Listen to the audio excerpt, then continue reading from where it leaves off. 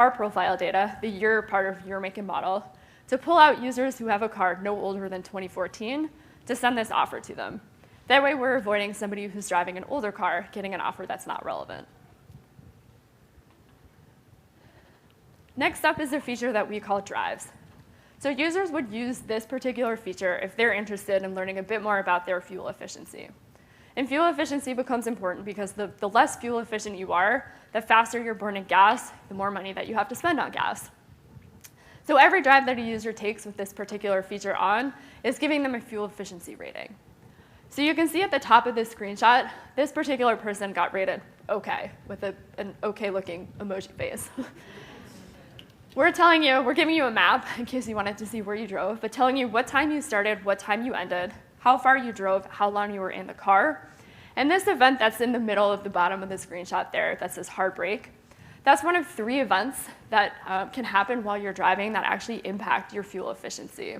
So hard braking is one of them. The other 2 are speeding and quick accelerations. So this feature is great, but it's only giving you this information on a trip-by-trip basis. So we on the marketing side were actually able to take all of the data, aggregate it, and summarize it back to the user on a month-by-month scorecard.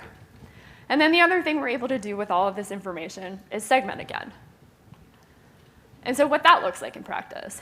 So this particular monthly summary email is actually pretty cool. So we've talked a little bit about personalization. This entire email is personalized to the user. We're telling you how many people in your area are fuel efficient, what your monthly fuel efficiency rating is, how many people in your area are more fuel efficient than you. So we've made it a little bit of a competition. How fast you're driving on average, how much time you're spending in the car. And then at the bottom are those 3 events that actually impact your fuel efficiency score. So our whole goal with this particular email is so that when you see May and when you see June, you can see what areas you've actually improved upon and where you can still stand to make some improvements. So this particular person has all 3 events occurring. Hard braking, still a problem for this person. So maybe when they get June, they've made some improvements to their driving. On the segmented offer side of things, so I've talked about our Pay with Gas Buddy program as being free. We also have a paid version, like every good company does. Users can pay us either annually or monthly. So instead of saving 5 cents a gallon, you can save 20 cents a gallon. But this particular program is most relevant for people who are actually spending a lot of time in the car. It wouldn't really make sense for you to pay us if you don't drive that much. So what we've done with this drives data is pull out a cohort of users that we call high mileage drivers. People who are spending a lot of time in the car are more likely to be the ones who are willing to pay us for that additional discount. And then our Pay with Gas Buddy program. So hopefully you're all getting your phones out, you're ready to join now. I'm going to talk about it again. It's a free national gasoline savings program where you can save 5 cents a gallon, or you can pay annually or monthly to save 20 cents a gallon. But because it's all transaction-based, we're getting all of that transactional data back. So every time you go to the pump, use your Pay with Gas Buddy card, we know how many gallons of gas you've pumped, how much you spent, where you pumped, so forth and so on. And with all of that information, we're able to personalize your upsell message. So for people who are in our existing free program, using that data and doing the math for them so that they can see how much they could actually save if they upgrade has been really beneficial for us. So in this top example, we're showing people both monthly and annually what they could stand to save if they upgraded to our paid version. And then the example on the bottom is on a per transaction basis. So after somebody is swiping their card, we're sending this email so that they can see you could have saved, in this person's case, $3.21 instead of whatever it was you did save. And then on into location data. So because the search feature of Gas Buddy works best when we know where you are so that we're actually showing you gas prices in your area, most people end up turning it on. But we're actually then able to use this data to provide extra assistance to our users. So the examples that I have here are in the case of a hurricane. So Gas Buddy has some features that we can unlock during hurricanes that tell users if a gas station has fuel, gas, diesel, or power, which becomes important. If you're evacuating, you need to know what stations you can still go to. So we were able to use the users' location data to target people who were in the path of Hurricane Florence last year to let them know if they were planning to evacuate, that they should come to Gas Buddy first to make sure that they know where to go if they needed to fill up. The other times we've used location data is when gas prices are on the rise. So there are some states in the country where gas can get really expensive really quickly. California is one such state. Recently, gas prices got up to over $4 a gallon. We work with fuel analysts on our team who are predicting when these spikes and when these fluctuations in prices are going to happen. And so they were able to let us know that they were predicting gas prices in California would go up over $4 a gallon. And that gave us the opportunity to get out in front of our users and send them some messaging to let them know that they should fill up now instead of waiting as we were predicting prices would increase. And so what all of this means for us, what are the results that we're seeing? We've seen conversion into our Pay with Gas Buddy program increase 4x when we put those tangible numbers in front of users. When people understand what it actually means to them, what the savings will actually be for them, we've seen really strong results. When we've used personalization, we've seen click rates increase 50+% depending on the email in the segment, sometimes as high as 100%. And on top of the hurricane features and the gas price spike notifications being helpful for our existing users, we've also seen massive growth in new customers coming to us so that they can also have this information. So all of these things have been really beneficial for us. We've seen really strong results, but it's also been great for our users. Thank you.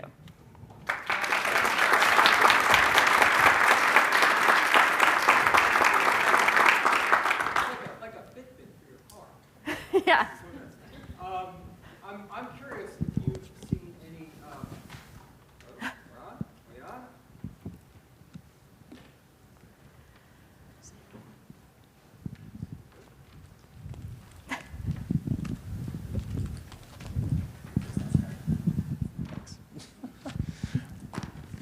I'm curious if we've seen, since you're tracking behaviors, especially of the driving stats, have you actually seen changes in people's behaviors as a result? Yeah, we have on occasion. People who take it really seriously take it really seriously. And sometimes we've actually seen customer complaints as to why it's still tracking them as heartbreaking. Mm-hmm. And so that becomes a little bit difficult for us to explain. But yeah, people who are into it end up trying to change their behaviors. Well, what share of people are really into it? I mean, how much of your base is actually engaging at that level where they really want you to be providing them with their data back to them? It's pretty small. And I think the people who are actually using this feature, it's also pretty small. It's maybe somewhere between 2 and 5% of our overall user base have actually turned this particular feature on. And then the people who are turning it on, they're more likely to be the ones who are really interested in knowing what's happening and interested in changing their behaviors. Okay. Well, thank you. I'm going to save, unless anybody has any questions right now, we can save it for the end. Oh, go right over here. Go ahead. We need you for the feed. We need it for the feed. Okay. All right. Hi. I thought your presentation was great. Now, I'm curious about... Who are you and who are you? Oh, sorry. My name is Soti Rivera, and I'm from Flatiron Media. Hi. I'm curious about those gas places where you get a discount for using cash versus a card, and how your 5 cents compares to the savings that you can get at the pump directly. Yeah, it's a really great question. And a lot of the time, the difference between the prices you see for cash and credit is for credit cards. And so debit cards can sometimes unlock the cash price too. But we're actually doing some research right now to actually understand a little bit more about that. Not necessarily just the cash part, but a lot of credit cards that people have are giving them some sort of money back for their gas purchases, whether it's points or a percentage back or something like that. So we're in the midst of doing research to try to figure out how much of an advantage we actually have, especially when you couple it with the affiliate marketing stuff we just launched. If you have the opportunity to earn free gas, it's suddenly putting us ahead of some credit cards.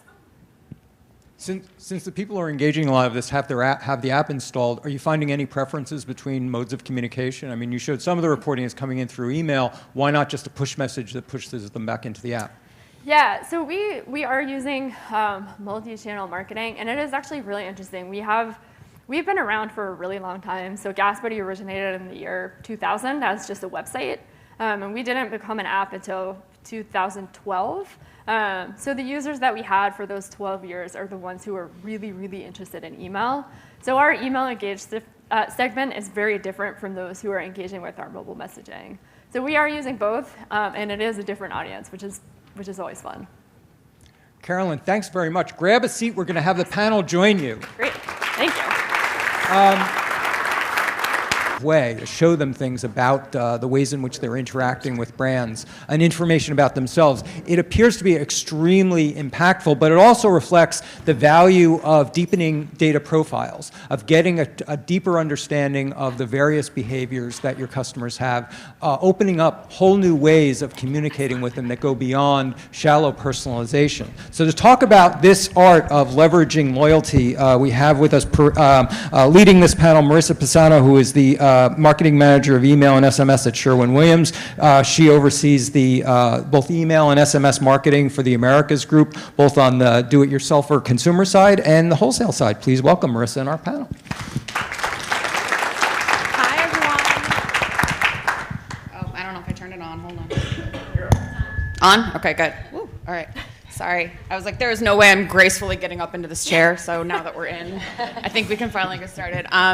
Thank you guys all so much. When Steve had talked to me about, customer loyalty, it's so important for us, especially in a situation where, I know you're not buying paint all the time, but I want to make sure, especially for our DIYers, that we're there to support them in between projects, inspiring for projects. The team I have up here with me, very similar situations as far as have some really, really cool tactics and things that they're doing. So I'm super excited to get started. I will have each one of them introduce themselves. They can tell you better about themselves than I can about them. So if you guys just want to go ahead down and say who you are, what you do, and I'm Renata Reichelman. I work at Bissell. We sell vacuum cleaners, carpet cleaners, and I've been with Bissell for about 4 years. I'm responsible for everything email and other tactics that touch email with customer acquisition and so on. So. I'm Brian Schmidt. I am the Director of CRM and Retention at Fender Musical Instruments Company, also known as the Guitar Company. I am responsible for all things owned and operated for Fender, so email, push notifications, in-app messaging, SEO, among other things. Been there about a year, and just hawking guitars all day long. And hopefully you all know me by now. Caroline Sheedy, Senior Manager at GasBuddy. I don't think I talked about what I was responsible for. All of our marketing across some of our programs, so I talked a lot about Pay with GasBuddy. I didn't really talk that much about the opportunities to earn free gas, but that particular program is my main focus. And I've been with GasBuddy for a year and a half. awesome. Thanks, guys. So one of the first things I want to talk about is, can you tell us a little bit about your overall email strategy? How much of it is strictly promotional? How much of it is purely content? And kind of what's that mix? Is it the same for all customers, different customers, get a different cadence, and a little bit more about that? Who wants to start? I could start. I think most of our emails are promotional, some type of sale. We do have, I would say about 25% of our emails are content. I think it's still a challenge for us. We see that the engagement, unfortunately, engagement with content email is always a little bit lower. You would think it would be the other way around, where you're delivering value and they will engage with that a little more. So, but we don't really see that. We usually see people engaging with our offers and our sales. So it's really trying to find the right balance of not being 100% sales, but also, trying to deliver a little bit of value to our customers. So we have an interesting program because Fender as a digital company is only a couple years old. For most of you in the room, you know that Fender as a guitar brand, as a manufacturer, is about 73 years old. Our digital brand is about 3 or so years old. We actually have 3 mobile platforms and e-commerce. So 6 mobile apps and a website. And so across those, we have a very different mix of guitar players, bass players, ukulele players, where we actually have a learn to play guitar, bass, and ukulele subscription service. So the content that we serve to those people is sort of materially different than what we serve to our core audience, in that they're learners, they need to figure out what their first chords are, how to hold a guitar, and then we have people that are more interested in Fender Custom Shop and how to create several $1,000 highly customized guitars that are top of the line models that we have. So we're a little bit all over the place in the messaging that we send, and I think we're very, very much maturing as an email and communications business across push notifications, in-app messaging, everything. And for us, we don't really have, I don't think, a really super consistent 50-50 split of editorial versus transactional yet. We're not very promotional in that we are a mapped brand. We are not on sale often. So for us, a lot of what we send is new product introductions. It's a lot of content because we do create really amazing content. If anybody's seen the Game of Thrones guitars, they're amazing. Check them out. $90,000 for the trio of them. I can get you a discount.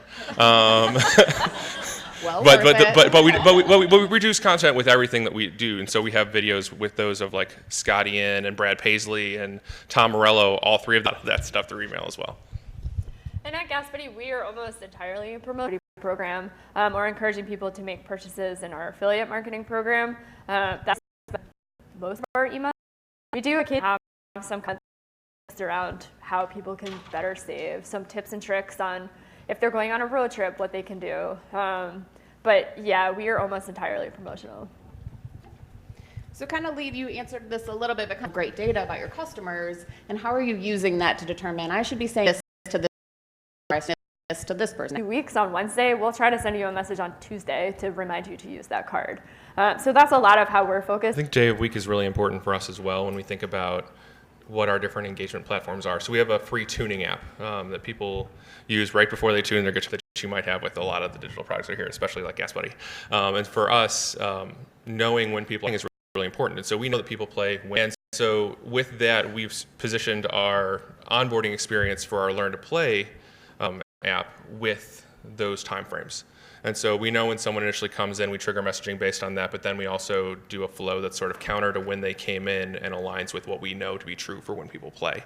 And so finding that right balance is important for us on that side. On the core side, while people do buy guitar accessories frequently, like strings and things, like doing this content-driven marketing that keeps people engaged with the brand, and we try the balance of trying to sell them a new letting that there is new stuff available.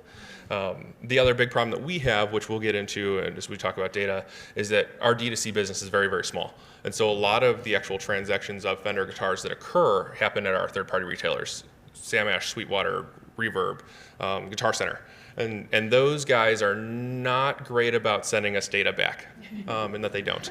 And so for us, we don't have a lot of information about the actual transaction of the guitar to help us with our life cycle. Unlike Bissell, you guys have a little bit more information where you know, like, hey, this is our life cycle. It's 2 years or something along, so you know when the next one is, like when the next purchase is theoretically coming. Yeah, for Bissell, so mainly I work with Bissell.com and all the transaction that happens with the direct business. So like you're saying, the people that buy at Walmart or Target, we don't get their information unless they come to Bissell.com and register their product. So from there, what do we do? Depending on the product that you have, if you have a carpet cleaner, we know you're going to need contacting you every 6 months or depending on the machine and what product you need with that machine, the usage. We keep contact with you and try to sell you the replenishment items that you're going to need. A vacuum, you're going to need a filter. It's one thing that a lot of people that start at Bissell learn once they start working for Bissell, that if you have a vacuum, you need to change your filter every so often. So we try to educate people on that. And then we also use like temporal landmarks. So for example, summer's coming, and so you send an email and say, are you ready for summer? And then give them ideas of how they can keep their house clean during the summer.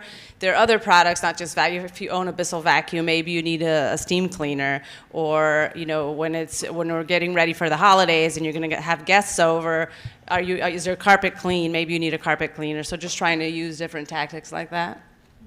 Yeah, perfect. So this is always one of my favorite questions to talk to other email marketers about, but what is your biggest challenge? And I always say, if you had a magic wand or a fairy godmother of email, you know, what would you wish that they would give you to solve it? Brian, if you want to start. Ooh, this is a tough one. So I feel like I just got like a partial wave of the wand at the beginning of this year because we transitioned from an old email system that we were on that didn't know anything that was happening in our system. There was no data connection at all. It knew when new users were created, and it knew when a Fender Play subscription was created. But beyond that, it didn't know anything. It didn't know what instrument you were playing in Fender Play. It didn't know what genre you were playing. It didn't know if you were playing at all, in fact. And we transitioned to a new system. We're using Iterable now, which is plugged into all of our data. So we use Segment as a data layer, and every event that happens in the Fender universe flows through Segment. And we have one single customer login for all of our platforms. And so when you're recognized, all of your data then flows onto that platform. It all flows into Redshift, but it also now all flows into Iterable. And so if someone watches a video in Fender Play, if they check out, if they tune their instrument in Fender Tune, all of that stuff ends up on a single unified customer profile, which is amazingly useful for us. Now, if I could wave a magic wand, all of that data would be accurate. In that we've made some historical mistakes on the engineering side, and some of the data that we get, everything with data, as you guys know, is garbage in, garbage out, right?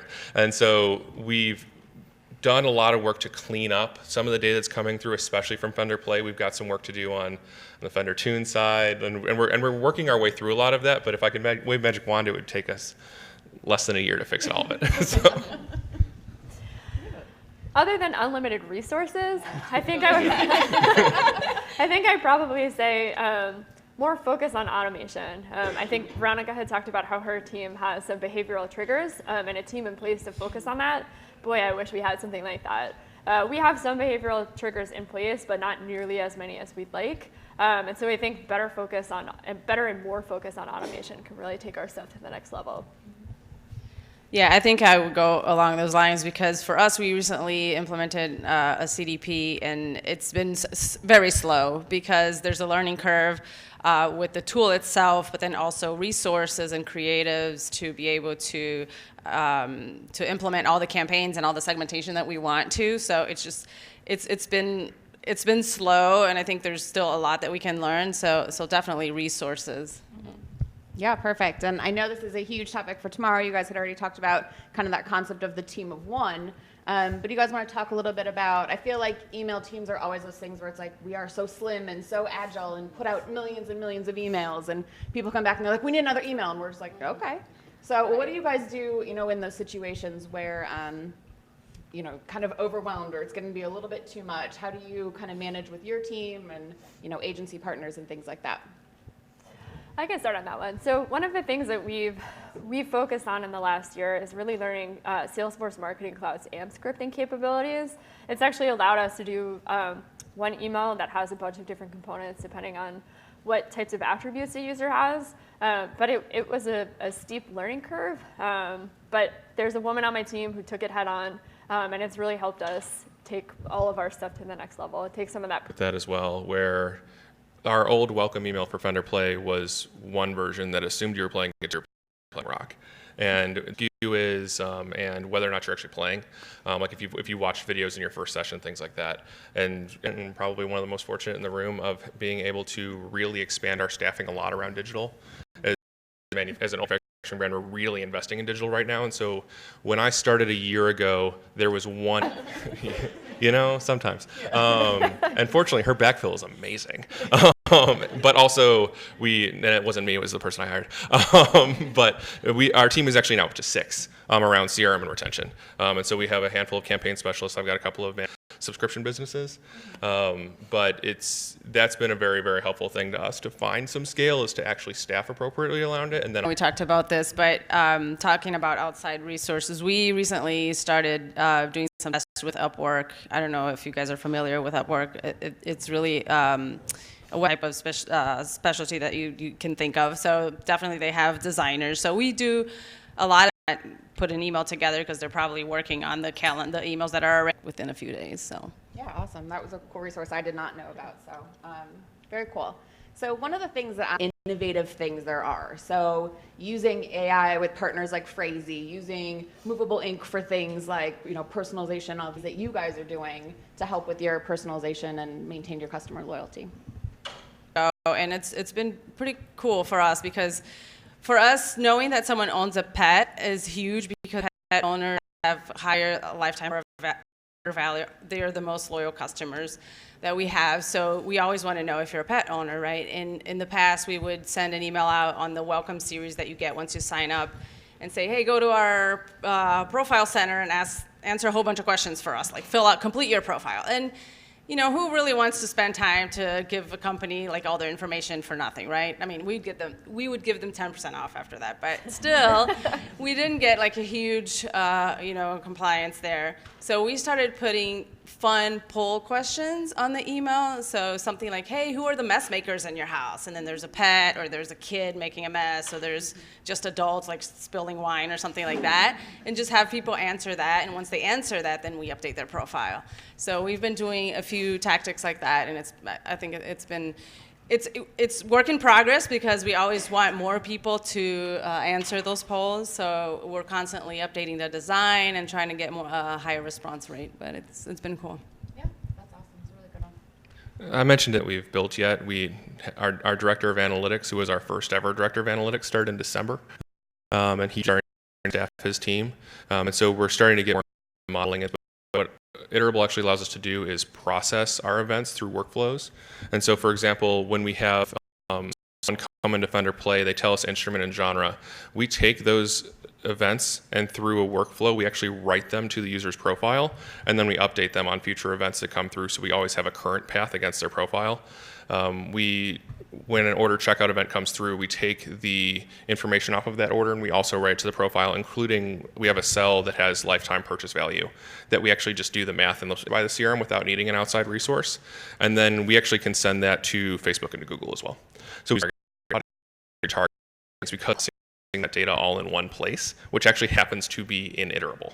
And so that allows us to just do a ton of personalization and really update the way that we're doing things. I think year over year, we're sending roughly 60% fewer emails, but driving more than 150% more revenue. We're driving 25% plus more traffic, but a lot of it's on the back of sending better communications at the right time with actual like personalized information in them. We're doing a lot of things better, but a lot of it is driven by actually having data to do things better with. Yeah, that definitely helps. Yeah. And we're fortunate enough to have a data science team. The data scientist that works with us is a rock star, and he is spending a lot of his time looking at trends. So as it relates to our Pay with Gaspity program, he's done a lot of work modeling out which states in the country are actually indexing higher than others, so that when we're sending some of our pay acquisition emails, it's more geared towards people in those particular states. So he's really helped us take our personalization from very little to much more targeted. Yeah, awesome. I think this leads right into our next question about data and overall data structure. Brian clearly is like almost at data nirvana, but I think, for a lot of us, a lot of marketers, you're trying to figure out, okay, where is my data? I want to know this. Oh, that's in that table. I need to know this. Oh, that's in that table. I always say it's complete job security if you know what your data structure actually is, because most people are usually pretty confused about what lives where. So, what challenges do you guys have with your current structure? What's working for you and what's not working? I can start off with that one. We're actually pretty lucky. I just talked about our data scientist. He is the person who knows where all of it is, and most of it is actually housed in one place. I think our biggest challenge with that is getting it from use it. But he's actually spent a lot of time recently becoming incredibly familiar with the automated file transfer processes in Salesforce, so we've been super lucky to have him. Yeah, Nirvana's close. We just added Nirvana to Fender Play if anyone's looking to learn how to play. On an unrelated note. So one of the benefits of being sort of a 3-year-old digital company is that you don't have the legacy like SQL databases. And so when we built things, we built them on Redshift with Segment as a data layer. So we have a lot of new technology that connects things sort of automatically. Now, like I say, we did make a lot of data mistakes as we built things that pass through those pipes, which causes problems. But fortunately, we have a couple of really good data engineers that just also came in the last 6 months. Our digital team is very, very new. I have tenure in the digital marketing team at 1 year in my particular portion of the organization. And having like those guys in, like they really understand how to process data. They can force things through Kinesis pipelines that spit out the good stuff on the other side that then gets passed through. So we have a lot of, I think the big problems that we still have are product registration. And so as I mentioned earlier, we don't sell very much stuff. So one of the things that we're trying to figure out and we're going to start pushing more heavily is people registering their products with us. And so shepherd them through that journey of learning how to play. Because fun fact, 90% of people quit within 6 months to get guitar for the first time. And so guitar itself has a retention problem. So as we start to capture that data, that's where we... I tried piano and I quit. I'll count it. And how many people in this room that guitar own more than, I'll say, 3 guitars? How many people that play guitar in this room don't own more than 3 guitars? Yeah, so LT 0, because a lot of first guitars are borrowed or just borrowed from a friend or they're passed down. And that's $10, $15, $20,000 of TV. And so shepherding someone through that beginner stage is really important, but capturing the data to help them do that. Always going to be I mean, we're always going to be working on that. And the reason I say that is we had a recent example. We have used that on our marketing efforts, but then there's the other way around too. I was talking about the ownership thing, and we added are you a pet parent to our confirmation email. So we're gathering that information, we're feeding that into Salesforce Marketing Cloud and then to our CDP.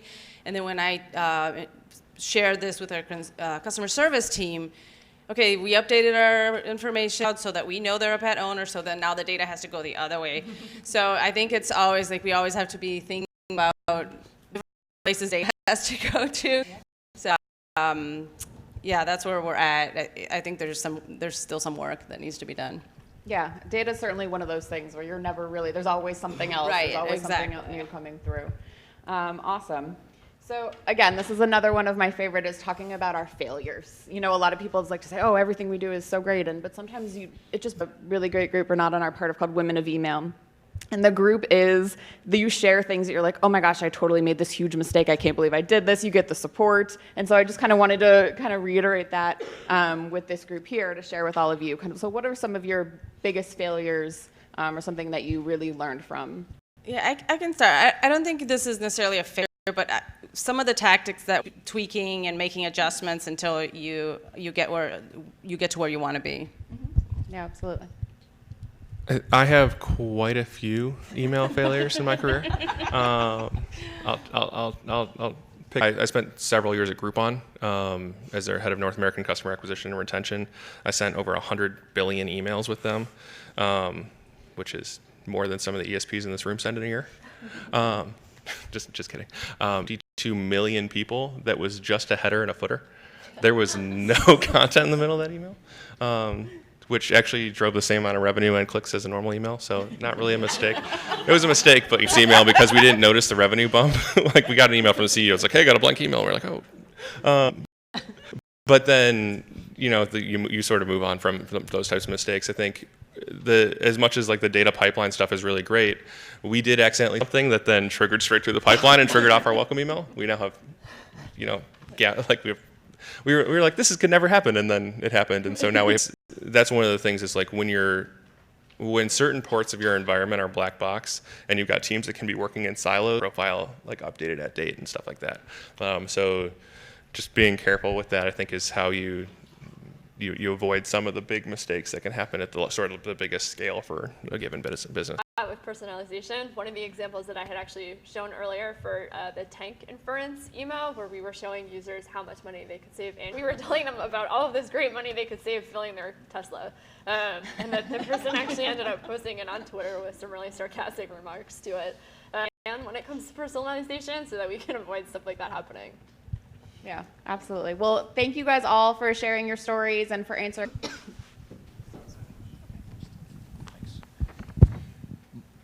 Still morning, everybody. Anthony Fiodo, I'm with eMarcis. The first 20 years of my career I spent actually in the loyalty industry. So just an observation and a question for you as it relates to sending messages specifically to loyalty customers. I'm curious if you all are using your loyalty agencies to drive the marketing communication to the loyalty people, to loyalty folks, or if you're using your ESP to do that with them as basically a sub-segment. So I'm just curious about the intersection there and if it's working or not. I can start with that one. So Fender doesn't have a loyalty program specifically. So we don't have a loyalty we don't have a loyalty agency or loyalty programs or anything like that. That is coming for us.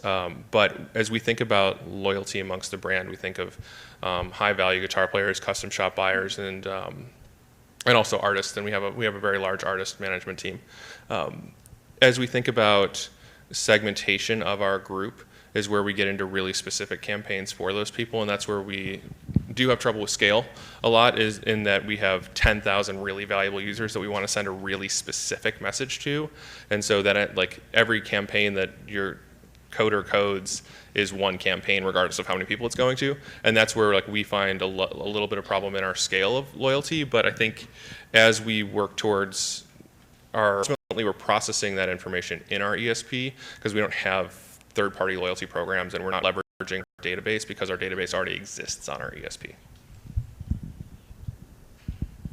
Yeah, we have a Bissell Rewards program, but it's a program that was built in-house, and it's not where we want it to be. We definitely are talking about partnering with a third-party company to help us with that. And I think Gas Buddy's in the same boat as Fender. We don't necessarily have a loyalty program, but same deal. We've got our high-value users, people who are not only joining Pay with Gas Buddy, but upgrading to actually pay us. And we're doing all of that segmentation within our. And how are you determining what and which data points are growing stale and becoming less useful? That's a fun one. Yeah. I had mentioned before, our data scientist has become very intimately familiar with how all of the file sharing works or file dropping works with Salesforce Marketing Cloud. All of our data is just once, but now that we've introduced this affiliate marketing stuff, we've got people and we're sending that same data. It becomes a little bit irrelevant. That's an interesting question for us. We're, as I mentioned, still pretty new in how we do email and we put in place 101. We didn't have abandoned cart emails. Our onboarding flow was like 2 emails long, and it was like day 0 and day 1 for a 30-day trial. So we're still put in place 101, and we're trying to jump to 301. Part of 301 is understanding when is a person not a beginner anymore. So like they came into Fender Play a year ago. Assuming they're still an active member and they're still actively using the site, they're really no longer a beginner. They're probably beginner plus to intermediate. Even if they're learning slowly, they're gonna be more advanced in the beginning level content than we would probably be sending them. So trying to identify level of player is a big one, and shown by several people in this room. People own multiple guitars, and those guitars will constantly change across the course of their life. Like they may own a Strat for 6 months and they'll trade it to a buddy for their telly, no love and respect. And so that's one where understanding what someone's full playing does matter a lot. People also switch genres across the course of their lifetime. So as we start to capture that information, understanding when that information might change is a big part of what we're trying to do. It's something we would need to look into. I know that every once in a while we're talking about personalization and people are like, hey, let's get the pet's name. Let's have people give us the name of their dog and then we can send an email with that. And I don't like that because dogs can pass, and then all of a sudden you're sending an email with the name of a dog that's no longer there. So we have to be really careful, but that's a great point. And just being data you're using for specific campaigns versus what data you need for a campaign that's always on. Mm-hmm. You know, there's such data you have a campaign that maybe runs